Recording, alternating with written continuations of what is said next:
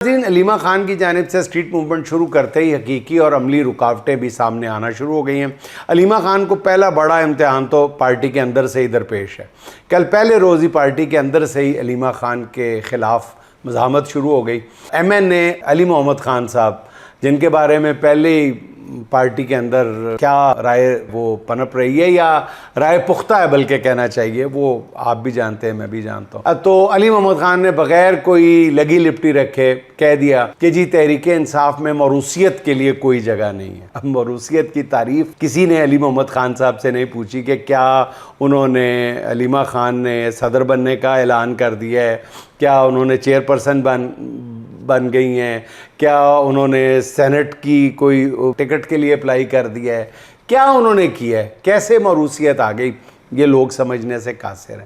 یعنی 3 سال سے عمران خان جیل میں ہے، پارٹی کے رہنما جو ہیں عہدے اور اسمبلی کی رکنیت انجوائے کر رہے ہیں، وہ عمران خان کی رہائی کے لیے باقی سب کچھ کر رہے ہیں۔